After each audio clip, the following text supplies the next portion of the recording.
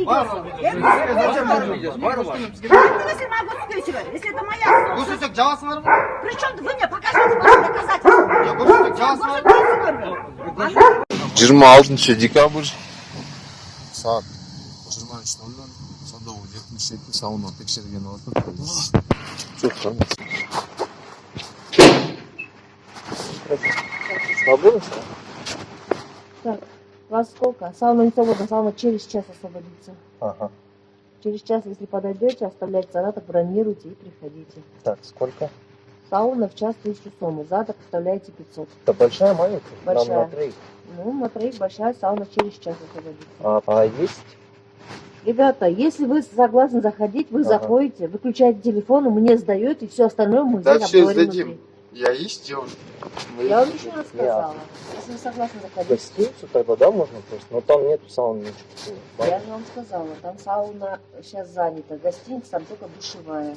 Если есть девушка, зайдем. Я вам еще раз сказала, неужели не так непонятно? Если вы заходите, понятно. вы выключаете телефоны, все мне сдаете свои телефоны, и внутри мы Отключайте? все обговорим.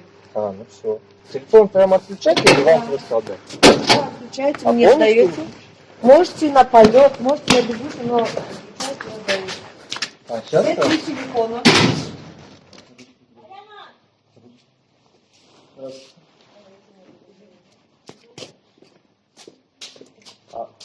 Так, ребята, вот только две девушки, больше нету.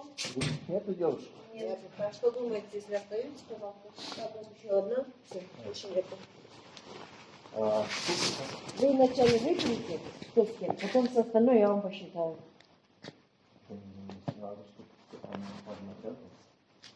Это не русская, это метиска. Это метиска. Блин, я не знаю. Если не хотите, то я могу вам все вернуть, и вы можете выйти. Если же остаетесь, выбирайте сразу на месте. Что? Я же вам говорю, вы вначале определились с девушками, цену скажу. Если вас не устраивает...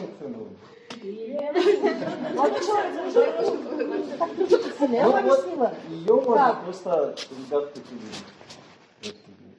Ну, тогда можете через телефон вынести, можете выходить. А, что не будет? Да нет, зачем?